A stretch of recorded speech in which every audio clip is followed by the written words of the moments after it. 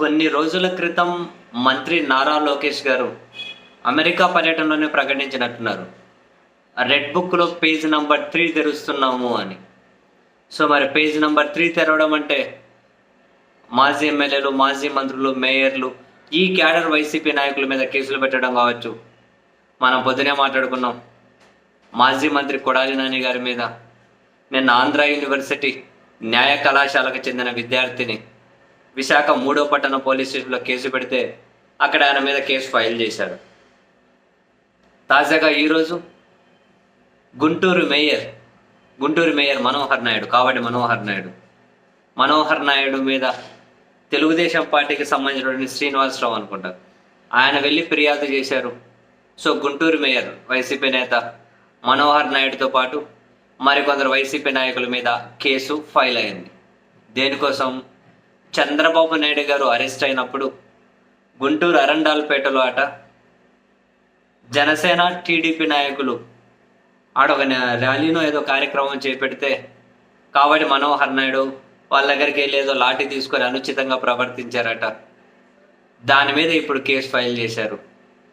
వాళ్ళు ఫిర్యాదు చేస్తే కేసు అనేది ఫైల్ చేశారు. సో, మాజీ మంత్రి కొడాలి నాని, ప్రస్తుత మేయర్ కావటి మనోహర్ నాయుడు, ఇంకా నెక్స్ట్ రేపు ఎవరు, ఎల్లుండెవరు, వరుసగా మొత్తం మీద రెడ్ బుక్లో 3rd పేజీ అయితే ఇది మరి ఇంకా చాలామంది ఉన్నట్టున్నారు. ఈ 3rd పేజీ, 4th పేజీ ఇట్లా వరుసగా. ఇంకా మరి నెక్స్ట్ ఏ మాజీ ఎమ్మెల్యేలు వస్తారో, తర్వాత ప్రస్తుత ఎమ్మెల్యేలు, మాజీ మంత్రులు, ఇప్పుడు ఇంకా వీళ్ళిద్దరేనా? ఇంకా మిగిలిన రాష్ట్ర వ్యాప్తం అవ్వద్దు ఇది. మొన్ననే మాజీ మంత్రి గుడివాడ అమర్నాథ్ గారు అని చెప్పారు కదా. ఇక వైసీపీ సోషల్ మీడియా కార్యకర్తలు అయిపోయారు. నెక్స్ట్ మా వరకు వస్తారు, ఎన్ని కేసులు పెడతారో పెట్టుకోండి, మీ నెక్స్ట్ పేజీలో ఉన్నది మేమేలేండి అని చెప్పి గుడివాడ అమర్నాథ్ గారు కూడా కామెంట్స్ చేసి ఉన్నారు. సో, మరి రెడ్ బుక్ 3లో మరి ఎవరెవరి పేర్లు ఉన్నాయో వాళ్ళందరూ అయితే రాబోతున్నారు. ఇది అయిపోయిన తర్వాత రెడ్ బుక్ 4 ఏమో. రెడ్ బుక్ 3లో మరి కొడాలి నాని వచ్చారు, ఈయన వచ్చారు, మరి నెక్స్ట్ ఎవరో ఒకరు వస్తారు వరుస పెట్టి. చాలామందే ఉన్నారు.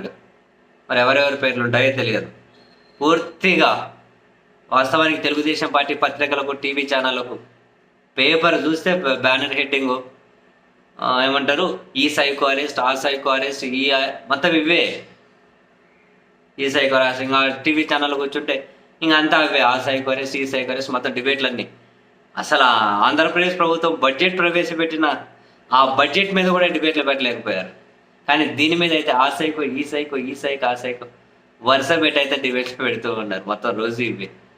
సో, ఇక రెడ్ బుక్ పేజీలు ఉన్న వాళ్ళు నాకు తెలిసి ఇంకో 2-2.5 సంవత్సరం కంటిన్యూషన్ ఉంటుందేమో. నేను చెప్పాను కదా, మాజీ ఎమ్మెల్యేలు, మాజీ మంత్రులు ఇట్లా వెళ్ళి చివరికి డెఫినెట్లీ జగన్మోహన్ రెడ్డి గారి వరకు వెళ్ళి అవుతారు. మరి ఎప్పుడు అవుతారో తెలియదు. అఫ్కోర్స్ వాళ్ళు చెబుతున్నదే మా పాలన రెడ్ బుక్ పాలనే అంటే ఇంక మొత్తం ఇది కంటిన్యూస్ ప్రాసెస్ అని. సరే, ప్రజలకు కూడా ఇదే బాగుంది అని అంటే ప్రభుత్వాలు కంటిన్యూ చేసి నెక్స్ట్ ఎన్నికలు వచ్చేసరికి ఇంకా ఆంధ్రప్రదేశ్లో రాజకీయ పార్టీలు అదిగో మేము ఇంతమందిని అరేంజ్ చేస్తాం, లేదు మేము ఇంతమంది మీద కేసులు పెడతాం అంటే, లేదు మేము అధికారంలోకి వస్తే ఇంకెక్కువ మంది మీద పెడతాం, ఇటువంటివి కూడా హామీలు ఇచ్చే పరిస్థితి వస్తుంది ఎన్నికల మేనిఫెస్టోలో. చూద్దాం, ఆటికల్లి ఆగుతాయి ఇవన్నీ.